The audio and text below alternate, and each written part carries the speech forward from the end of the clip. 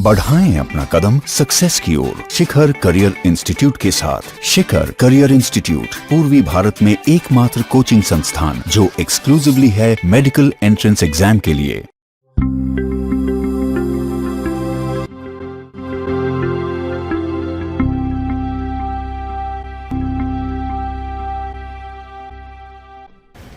अब हम लोग कुछ स्पेसिफिक तरह के चार्ज डिस्ट्रीब्यूशन के लिए इलेक्ट्रिक फील्ड का एक्सप्रेशन किसी जनरल पॉइंट पी पर क्या होता है उसको डिराइव भी करेंगे और पढ़ेंगे।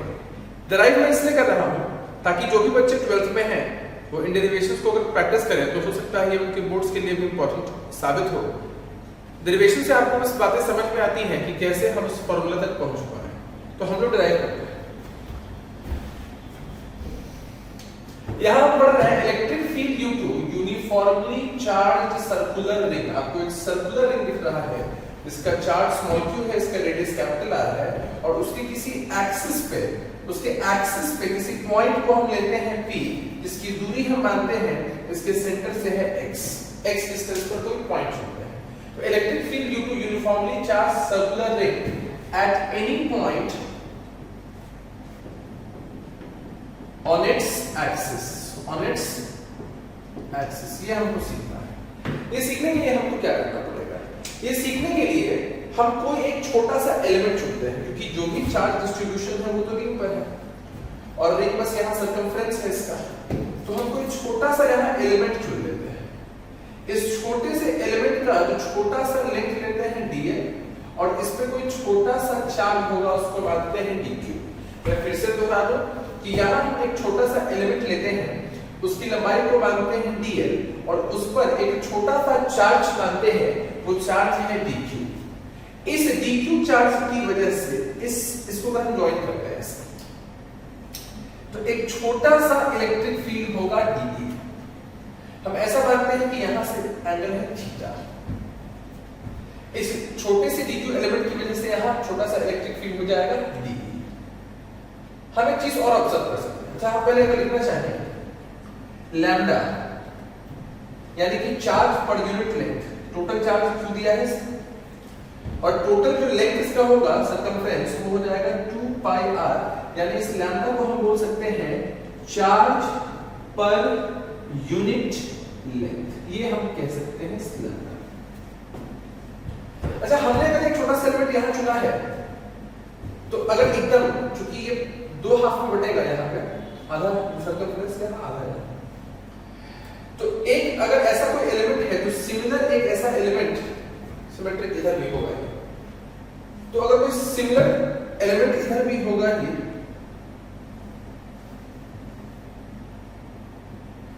तो हम दोबारा से इसको सीधा ड्रॉ कर लें। तो उस एलिमेंट की वजह से भी एक छोटा सा dE आना ही है।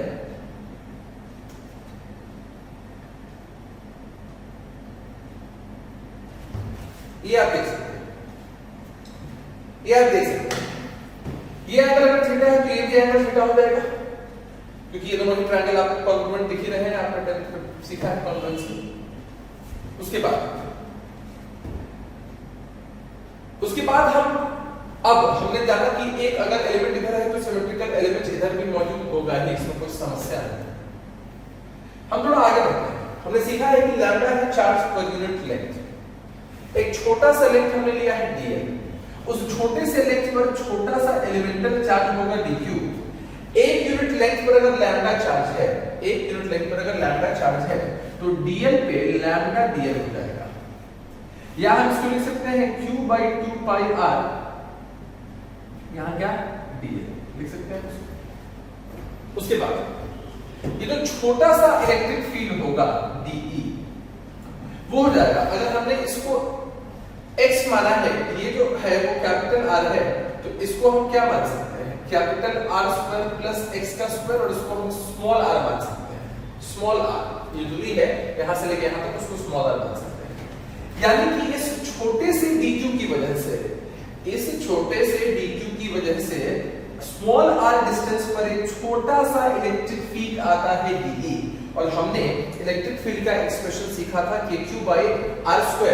तो यहाँ ये तो वैसा ही रहेगा, q की जगह हमको यूज करना होगा dq और दूरी की जगह यूज करना होगा r का स्क्वायर, क्योंकि स्मॉल r आप जानते हैं under root r square plus x square. अब एक नोटिसेबल बात क्या है, नोटिसेबल बात ये है कि इस पॉइंट पर हम दोनों एलिमेंट्स की वजह से फील्ड देख रहे हैं। अब इस फील्ड का दो कंपोनेंट टूटेगा, इस फील्ड का दो कंपोनेंट टूटेगा और इस फील्ड के कंपोनेंट में मैं रेड पेन से इसको लिख दूं,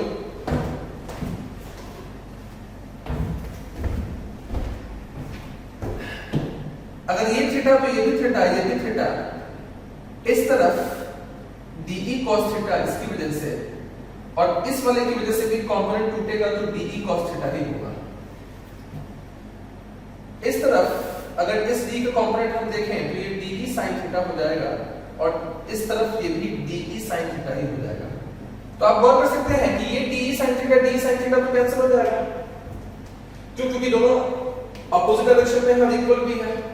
तो अगर आप EY देखना चाहें यानी y कंपोनेंट देखना चाहें इस फील्ड का, y कंपोनेंट इंटीग्रेशन किसका होगा, dE sin थीटा का, और y कंपोनेंट अगर इंटीग्रेशन dE sin थीटा का है तो ऊपर भी dE sin थीटा, नीचे भी dE sin थीटा, तो ये अल्टीमेटली क्या हो जाता है, 0। तो हमारे पास बचेगा क्या, y कंपोनेंट तो चला ही गया, जो भी बचेगा वो x कंपोनेंट बचेगा। अब जब x कंपोनेंट बचेगा तो जो E नेट है उसको हम लिख सकते हैं कि सिर्फ x कंपोनेंट बच रहा है यहाँ पर, मतलब एक्सिस के लॉन्ग ही बच रहा है, और वो जो होगा वो होगा इंटीग्रेशन किसका, dE cos थीटा का होगा। तो हम यहाँ लिख सकते हैं Ex will be equal to, ये जो Ex है या जो E नेट है, इसीलिए इसको E लिख देते हैं, इसको हम E भी मान सकते हैं। ये इंटीग्रेशन है dE की जगह हम लिख सकते हैं k dq बाय क्या, स्मॉल r का स्क्वायर, यहां हमने लिखा है इसको k dq by small r का स्क्वायर। अब हम cos थीटा की वैल्यू को यहां से लिख सकते हैं, cos थीटा की वैल्यू इस ट्रायंगल में बेस यानी कि x और हाइपोटेनस यानी कि under root r square plus x square, base यानी कि x और हाइपोटेनस यानी under root r square plus x square लिखते हैं या स्मॉल r लिखते हैं। तो हम यहां लिख सकते हैं cos थीटा की जगह x बेस और यहां क्या, स्मॉल r, यानी k बाहर, यहां x भी बाहर और यहां r का क्यूब भी बाहर, dq का हमें इंटीग्रेशन करना है 0 से लेकर q चार्ज तक। तो हम यहां लिख सकते हैं kx, यहां बचेगा q और यहां बचेगा r का क्यूब, यहां क्या बचेगा, r का क्यूब। इसको हम और भी सिंपलीफाई करें तो बड़ी आसानी के साथ लिख सकते हैं E will be equal to k q x, और यहां इस स्मॉल r क्यूब को लिखा जा सकता है r square plus x square, under root होता है और उस अंडर रूट के पावर में 3 चढ़ा देंगे हम, यानी अंडर रूट 1/2 पावर होता है उसमें 3 चढ़ा देंगे तो ये 3/2 हो जाएगा। तो फॉर्मूला चला आएगा kqx by r square plus x square का होल पावर 3/2। आपके मन में एक डाउट आ सकता है कि x डायरेक्शन में आपने यहाँ dE cos थीटा देखा तो 2dE cos थीटा भी हम यहाँ लिख सकते थे, बेशक हम यहाँ 2dE cos थीटा लिख सकते थे, यहाँ भी 2 चला आता, लेकिन इंटीग्रेशन जब हम करते हैं 2dE cos थीटा लेने का मतलब है कि आपने एक हाफ लिया और दूसरा हाफ लिया। अब जब 2dE cos थीटा लिखते हैं तो आपने दोनों हाफ को एक साथ कंबाइन कर दिया। इसका क्या मतलब है कि जब आप लिमिट लेंगे तो किसी एक ही हाफ का लेंगे ना, मतलब जब आप लिमिट लेंगे तो आप लिमिट 0 से लेके q/2 पुट करेंगे, तो ऊपर 2 था ही, q/2 पुट करने से नीचे भी 2 चला आता, दोनों ही 2 कैंसिल होता तो रिजल्ट यही चला आता, एकदम सेम टू सेम। समझने की बात यह है कि हम चाहें तो simply d sin theta d cos theta लिखकर पूरा लिमिट लेकर इंटीग्रेट कर सकते हैं, या फिर अगर हम 2d cos थीटा लेते हैं तो हमको लिमिट सिर्फ आधे के लिए ही लेना होगा, क्योंकि हमने आधे को दुगना किया तब तो वो 1 बन पाया। तो इसमें आपको थोड़ा भी कंफ्यूज होने की जरूरत नहीं है। मैं दोबारा से इस प्रूफ को डेमोंस्ट्रेट कर दूं। हमने एक रिंग लिया है जिसका चार्ज q है, रेडियस r है, एक छोटा सा हम एलिमेंट लेते हैं उसमें छोटा सा लेंथ dl है, उसमें छोटा सा चार्ज dq है, x डिस्टेंस पर कोई पॉइंट p है, मतलब यहां से स्मॉल r डिस्टेंस हमने माना है। इस छोटे से चार्ज की वजह से एक छोटा सा इलेक्ट्रिक फील्ड dE होगा। चूंकि ये सिमेट्रिकल है, यूनिफॉर्म है, तो जैसा इधर चार्ज है वैसा ही कोई ना कोई चार्ज वाला एलिमेंट इधर भी होगा, उसकी वजह से dE ऐसा हो जाएगा। अब इस डी दोनों डी का कंपोनेंट हॉरिजॉन्टल में टूटेगा, डी cos थीटा, वो दोनों तो ऐड होता दिख रहा है आपको, लेकिन वर्टिकल वाला कंपोनेंट y वाला component D sin theta cancel out होता दिख रहा है। हमने माना है कि lambda charge per unit length है। ऐसे छोटे से चार्ज का जब 1 यूनिट का चार्ज है, 1 यूनिट लेंथ का चार्ज है लैम्डा, तो इस छोटे से लेंथ पे चार्ज होगा लैम्डा इनटू डी, यहां हमने लिख दिया है, और छोटा सा जो इलेक्ट्रिक फील्ड होगा वो k dq/r² होगा। y डायरेक्शन में कैंसिल आउट होता आपको साफ साफ दिख रहा है। x डायरेक्शन में हम d cos थीटा लेते हैं, इसलिए हमने पूरा लिमिट लिया है 0 से लेके q। d की वैल्यू हमने यहां पुट की है और फिर सॉल्व करके ये आंसर चलाया है। ये काफी इंपॉर्टेंट है, आपके दिमाग में होना चाहिए। अब हम सीखेंगे कि इसमें स्पेशल केसेस क्या क्या हो सकते हैं। Electric field due to uniformly charge ring के डेरिवेशन के बाद हम लोग उसके कुछ इंपॉर्टेंट पॉइंट्स और स्पेशल केसेस को देखेंगे। हम लोगों ने भी जस्ट डिराइव किया था इस फॉर्मूला को कि इलेक्ट्रिक फील्ड किसी यूनिफॉर्मली चार्ज रिंग की वजह से उसके किसी पॉइंट पर जो कि उसके एक्सिस पे लाई करता है, उसके सेंटर से x डिस्टेंस पर इलेक्ट्रिक फील्ड का एक्सप्रेशन होता है kqx/r² + x² का होल पावर 3/2। ये आपने डिराइव किया। चलिए इसमें कुछ केसेस हम देखते हैं। पहला केस हम ये देखते हैं कि at x = 0, मतलब हम कहां पहुंच गए? सेंटर पे पहुंच गए। कहां पहुंच गए हम? सेंटर पर। x = 0, x दूरी हमने माना था सेंटर ऑफ द रिंग से, तो सेंटर पे हम पहुंच जाते हैं।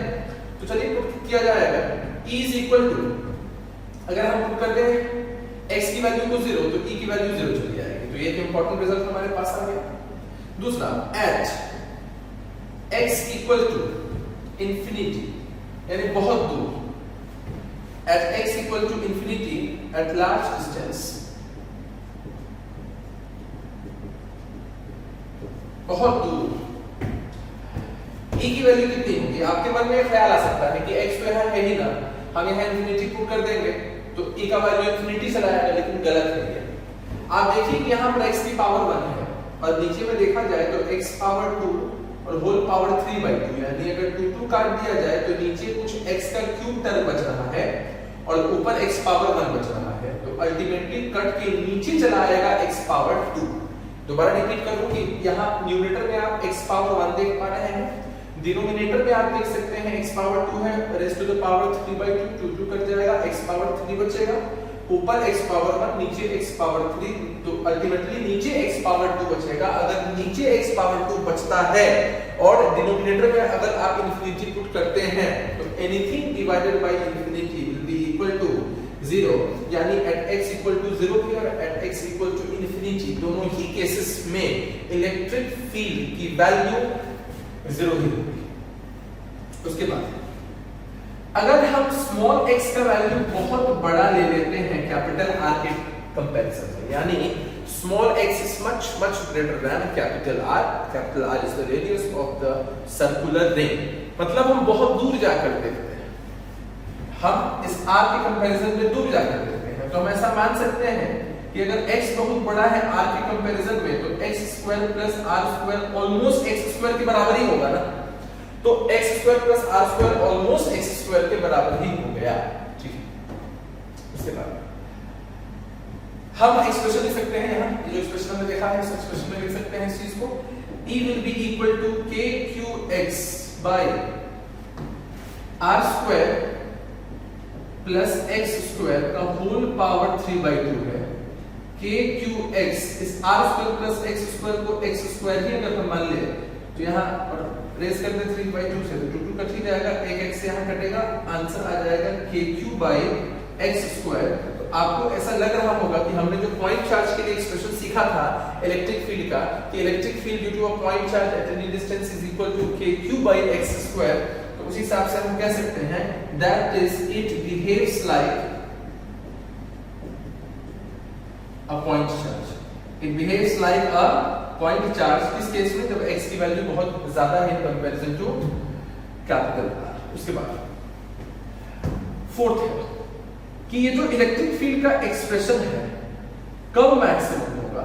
अगर मैक्सिमम मिनिमम आपने पढ़ा है, आपको ध्यान होगा कि अगर नहीं भी पढ़ा है तो भी बेसिक मैथमेटिक्स में वीडियो लेक्चर में अवेलेबल है, वो संतोष सर ने पढ़ाया है उसको, कि मैक्सिमम मिनिमम हम सीखते हैं किसी भी चीज को मैक्सिमाइज से मिनिमाइज करना होता है तो हम उसको डिफरेंशिएट करते हैं उस वेरिएबल के रिस्पेक्ट में। जैसे यहाँ आप देख सकते हैं कि ये जो e है वो किसका फंक्शन है, सब चीज कांस्टेंट है, बस x एक वेरिएबल है। तो हम डिफरेंशिएट करते हैं e को x के रिस्पेक्ट में और उसको इक्वेट कर देते हैं 0 से। इस डेरिवेशन से हमें मतलब नहीं है। अगर हमने e को जब x के रिस्पेक्ट में डिफरेंशिएट किया और उसको 0 से इक्वेट किया, जब आप सॉल्व करेंगे तो सॉल्व करने पर एक रिजल्ट चला आएगा कि x will be equal to r/√2। यानी जब x की वैल्यू r/√2 के बराबर हो जाएगी तो e का वैल्यू मैक्सिमम हो जाएगा। और वो जो e का मैक्सिमम वैल्यू है वो कितना है वो हम चेक कर सकते हैं।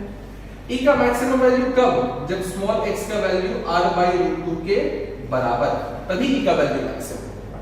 तो e का ये जो मैक्सिमम वैल्यू हमको निकालना है वो कैसे निकालेंगे, हमने फॉर्मूला सीख रखा है इसका। इस फॉर्मूले में ही हम पुट करते हैं। हम लिखेंगे KQ और ऊपर x की जगह हम r/√2 लिखेंगे और नीचे यहाँ r² तो हमारे पास है ही, और हम यहाँ x² की जगह लिखेंगे r²/2। r/√2 का जो होल स्क्वायर है वो r²/2 हो जाएगा। यहाँ लिख सकते हैं होल पावर 3/2। गौर से देखना है इस पूरे डेरिवेशन को, इस पूरे एक्सप्रेशन को। r/√2 तो नीचे है ही, ये जो पूरा टर्म है वो कितना हो जाएगा, यहाँ आप देख सकते हैं ये हो जाएगा 3r²/2 होल पावर 3/2। 3/2 का मतलब हुआ 1 + 1/2, यानी एक बार 1 पावर लेंगे, एक बार 1/2 पावर लेंगे। तो हम समझ सकते हैं, कहीं आप देखते हैं कि x पावर 3/2 का मतलब क्या हुआ, x पावर 1 + x पावर 2, मतलब हमको मल्टीप्लाई करना है x को x पावर 1/2 यानी √x यहाँ हम लिख सकते हैं। ठीक उसी तरह से यहाँ जब 3 बाहर आएगा तो उसको हम लिख सकते हैं 3√3। नीचे यहाँ जब 2 बाहर आएगा तो उसको हम लिख सकते हैं 2√2। और अगर r की आप बात करें तो यहाँ आपके पास r² है और इसको हमने 3/2 पावर पे रेस किया है, यानी ये 2 और ये 2 कट जाना है। तो आंसर हमारे पास क्या बचेगा, ये √2 और ये √2 कट जाएगा। आप अच्छे से खुद से लिखकर प्रैक्टिस किया करें, सिर्फ देखकर ही समझने की कोशिश ना करें। इन सब को आप लिखकर जब प्रैक्टिस करेंगे तो आपकी समझ बहुत बेहतर हो जाएगी। तो इस 2 को हम ऊपर ले जा सकते हैं, यानी 2 नीचे हो जाएगा 3√3, यहाँ हो जाएगा KQ और यहाँ r है और यहाँ r का क्यूब है, तो एक r और ये r के क्यूब में से एक कट जाएगा तो यहाँ बचेगा r का स्क्वायर, यहाँ बचेगा r का स्क्वायर। तो ये जो मैक्सिमम वैल्यू है इलेक्ट्रिक फील्ड की वो बराबर है 2/3√3 KQ/r²। अगर इसको हम ग्राफिकली रिप्रेजेंट करना चाहें तो बड़ी आसानी से कर सकते हैं। ग्राफिकली ऐसे रिप्रेजेंट हो सकता है कि यहाँ E है और यहाँ स्मॉल r है। जब स्मॉल r का वैल्यू 0 के बराबर है, जब स्मॉल r की वैल्यू 0 के बराबर है, या x की वैल्यू, सॉरी हमने यहाँ x के रिस्पेक्ट में सीखा है, जब स्मॉल x की वैल्यू 0 के बराबर है तो E का वैल्यू भी 0 है, यानी स्टार्ट करेगा 0 से, फिर एक ग्राफ कर्व करेगा और ये बढ़ते बढ़ते एक मैक्सिमम वैल्यू को अप्रोच करेगा। मैक्सिमम वैल्यू कब अप्रोच करेगा, हमने सीखा है कि जब x की वैल्यू r/√2 के बराबर, तब E का वैल्यू मैक्सिमम, और ये मैक्सिमम वैल्यू हमने यहाँ डिराइव कर दिया है। तो ये मैक्सिमम वैल्यू को अप्रोच करेगा, फिर ये घटना शुरू करेगा, घटते घटते घटते घटते घटते घटते जब इन्फिनिटी पर x की वैल्यू जब इन्फिनिटी हो जाएगी तो दोबारा से E की वैल्यू 0 हो जाएगी पीछे की तरफ। इस वाले क्वाड्रेंट में भी हम ग्राफ देख सकते हैं कि जैसे कोई रिंग है तो जो फिनोमेना अगर राइट साइड में हो रहा है वही फिनोमेना लेफ्ट साइड में होगा। राइट को हमने पॉजिटिव लिया है, लेफ्ट को हमने नेगेटिव लिया है, तो ग्राफ इस तरफ भी बनाया जा सकता है, ऐसे समझा जा सकता है। तो इस तरह से हम सीखते हैं कि कैसे अलग अलग केसेस हो सकते हैं जो इलेक्ट्रिक फील्ड का जो फॉर्मूला है, जो कॉन्सेप्ट है किसी भी यूनिफॉर्मली चार्ज रिंग के लिए। तो दोबारा से इसको ब्रीफ कर दूं, ये फॉर्मूला हमने सीखा था, x का वैल्यू 0 पुट करेंगे तो E का वैल्यू 0 आएगा, x की वैल्यू इन्फिनिटी पुट करेंगे तो मैंने मैथमेटिकली करके दिखाया था कि x की वैल्यू इन्फिनिटी पुट करने पर E की वैल्यू फिर से 0। अगर x का वैल्यू बहुत बड़ा हो जाए r के रेडियस के कंपैरिजन में तो x² + r² को हम x² ही लिख सकते हैं। इसका मतलब हमने इसको रिप्लेस कर दिया है x² से, तो फार्मूला चला आया kq/x²। That is this ring. इसे बहुत दूर से देखिए ना, एक रिंग आपको क्या दिखाई पड़ेगा, किसी पॉइंट मास की पॉइंट चार्ज की तरह ही दिखाई पड़ेगा। तो पॉइंट चार्ज की तरह ही बिहेव करता है। उसके बाद e की वैल्यू मैक्सिमम, हमने मैक्सिमम मतलब सीखा था कि हमको डिफरेंशिएट करके 0 से इक्वेट करना होता है। तो जब हम dE/dx करके 0 करेंगे तो x की वैल्यू r/√2 चली आएगी, और इस r/√2 को जब हम इस फार्मूला में पुट करेंगे तो e का मैक्सिमम वैल्यू हमारे सामने चला आया 2/3√3kq/r²। जब हम ग्राफ प्लॉट करेंगे e का x के साथ तो x बराबर r/√2 पे हमने देखा है कि e की वैल्यू मैक्सिमम x = 0 पर e की वैल्यू 0 और x =∞ पर भी e की वैल्यू 0 ही होगी। तो इस तरह से हम समझ सकते हैं कि कैसे अलग-अलग स्पेशल केसेस हैं।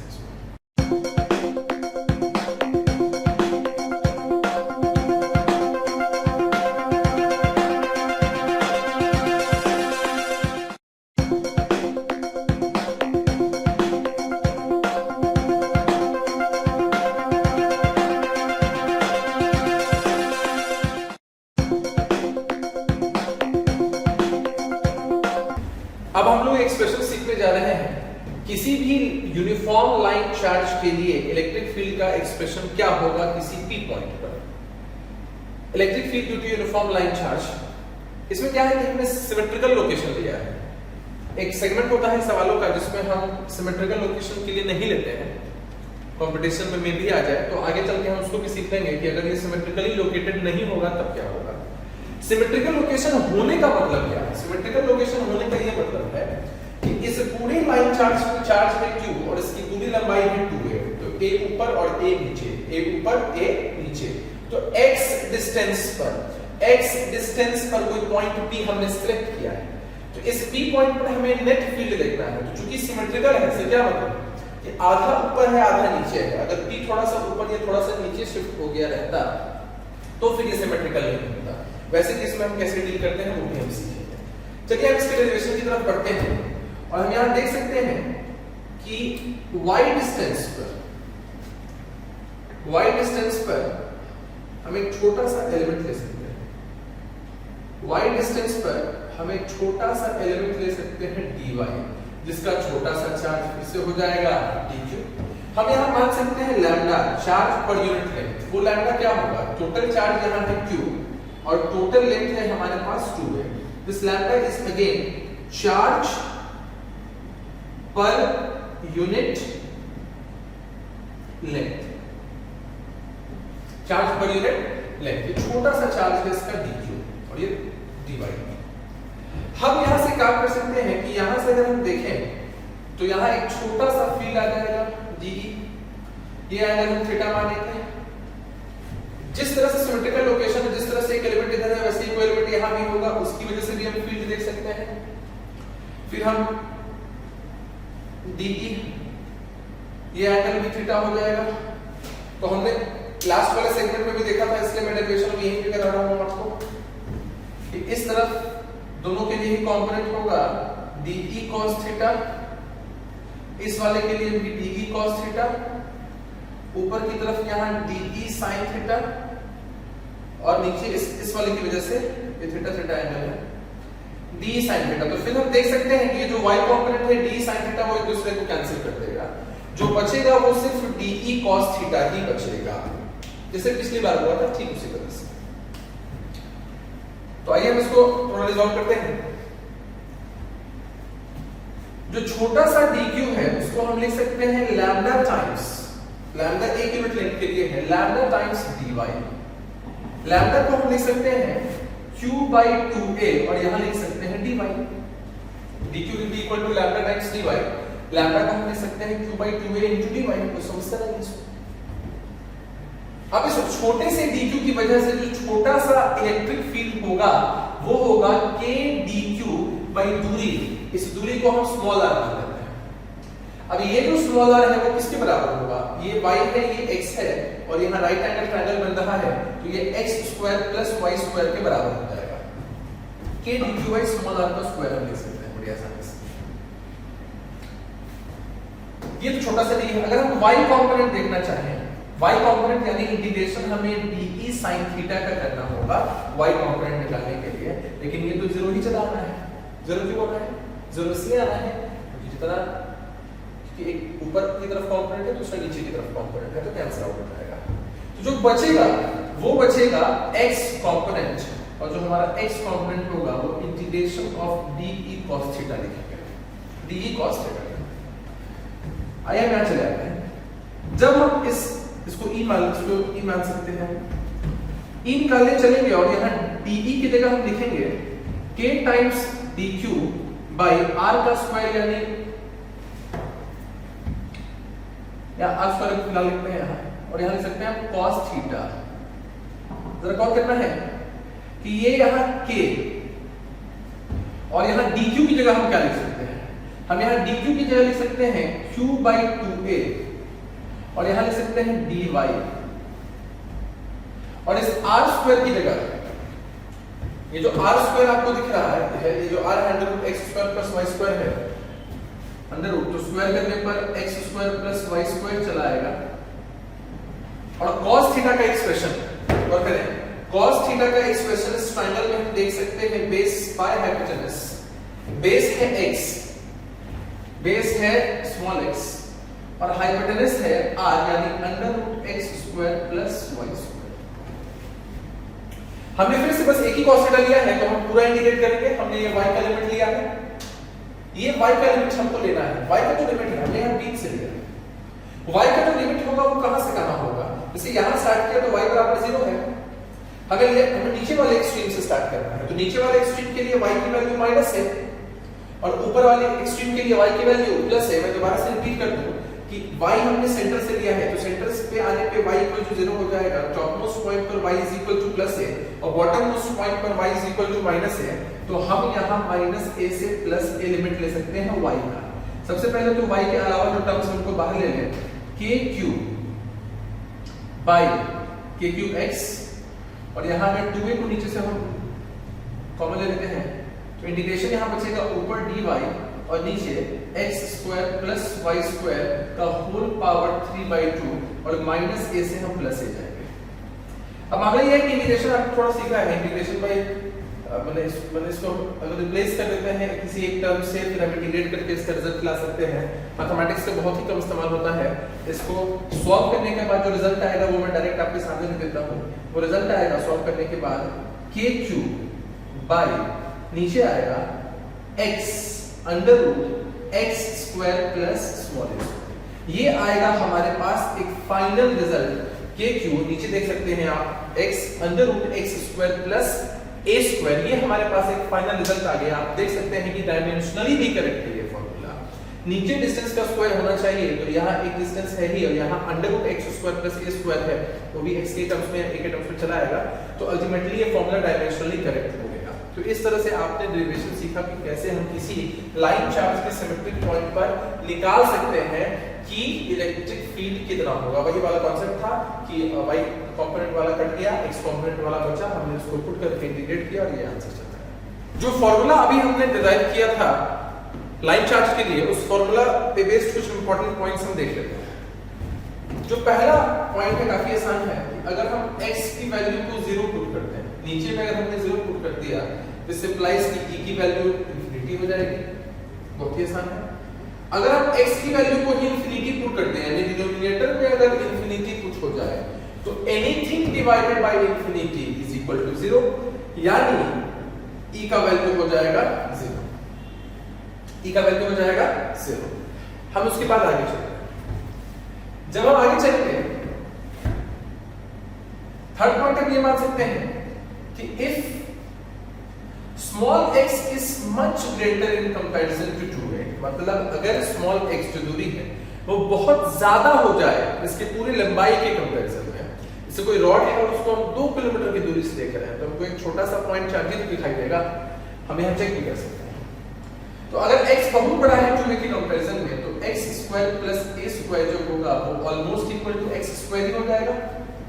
फॉर्मूला में अगर हम पुट करें k³ बाई x और यहाँ फॉर्मूला में हम जानते हैं x square plus a square, तो k³ बाई x तो यहाँ है ही और यहाँ x square plus a square x square के ही बराबर, ये x अगर बाहर चला आया तो ये k³ बाई x स्क्वायर हो गया, यानी x डिस्टेंस पर हम अगर देखें तो ये पॉइंट चार्ज की तरह ही बिहेव कर रहा है, that is it behaves like point charge, behaves like point charge. इसके हम एक और पॉइंट पर बात करते हैं कि अगर ऐसा हो जाए कि जो लंबाई है 2a वही बहुत बड़ा हो जाए x के कंपैरिजन में, बहुत बड़ा हो जाए x के कंपैरिजन। तो जरा इस फॉर्मूला को देखिए। E बराबर हमने सीखा है KQ, K को हम चाहें तो लिख सकते हैं 4 पाई एप्सिलॉन नॉट, Q को ऊपर ही छोड़ देते हैं, Q को नीचे हमारे पास एक x है ही। हम एक काम करते हैं,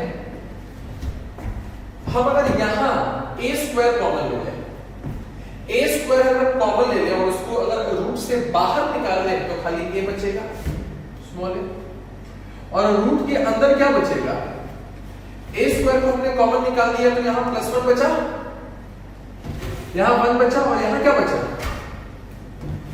x स्क्वायर बाय a का square, x square by a का स्क्वायर बचा। बहुत ही आसान बात है। या हम एक और तरीका इसका इस्तेमाल कर सकते हैं, या पहले मैं इसको बता दूं कि अब 1/4 पाई एप्सिलॉन नॉट, अब चूंकि x काफी छोटा है a के कंपैरिजन में, काफी छोटा है a के कंपैरिजन में, तो x स्क्वायर को किसी बहुत छोटे चीज को बहुत बड़े चीज से डिवाइड करें तो ऑलमोस्ट इक्वल टू 0 चला आएगा, ऑलमोस्ट इक्वल टू क्या चला आएगा 0। अब यहां बचेगा 1/4 पाई एप्सिलॉन नॉट q है और यहां पर a है और यहां पर क्या है x। हमें काम कर सकते हैं 1/2 पाई एप्सिलॉन नॉट यही रहने देते हैं, इसके एक 2 को यहां ले आते हैं q/2 पे, और यहां पे एक x हमारे पास मौजूद है। अच्छा याद करिए आप कि यहां पे लिखा था कि q/2 किसके बराबर था, लैम्डा के बराबर, यानी लीनियर चार्ज डेंसिटी के बराबर था lambda 2 pi epsilon not x। तो यहां E का जो एक्सप्रेशन है वो आ गया इस स्पेशल केस में, E = λ/2 pi epsilon not x आ गया। यानी हम कह सकते हैं कि ये जो E है, this E is inversely proportional to x, this E is inversely proportional to x। आप एक और काम कर सकते हैं कि इस एक्सप्रेशन में आपको मालूम था कि q में बहुत बड़ा है, a² + x² में सिर्फ a ही बचता, a² बचता, रूट से बाहर ले आते तो क्या बचता, सिर्फ a, मतलब यहां हमने a ला दिया है, सिर्फ a ला दिया है, तो वही सेम एक्सप्रेशन आपके पास चला आएगा, कोई दिक्कत नहीं है। अच्छा, बेसिक मैथमेटिक्स आपने पढ़ा है, उसमें ग्राफ एक है सेगमेंट, उस ग्राफ वाले सेगमेंट में आपने सीखा है कि एक फिजिकल क्वांटिटी अगर दूसरे फिजिकल क्वांटिटी के इनवर्सली प्रोपोर्शनल हो जाए, जो ग्राफ बनता है वो रेक्टेंगुलर हाइपरबोला का ग्राफ बनता है। किसका ग्राफ बनता है, रेक्टेंगुलर हाइपरबोला। यानी अगर E को हम देखना चाहें x के रिस्पेक्ट में तो ये रेक्टेंगुलर हाइपरबोला का ही ग्राफ होगा। तो कुछ ऐसा ग्राफ बनेगा जहां x = 0 पर E = इंफिनिटी, और फिर x = इंफिनिटी पर E बराबर क्या हो गया 0। This graph is rectangular hyperbola, rectangular hyperbola ये ग्राफ बनेगा। तो इस तरह से हमने स्पेशल केसेस को सीख लिया है।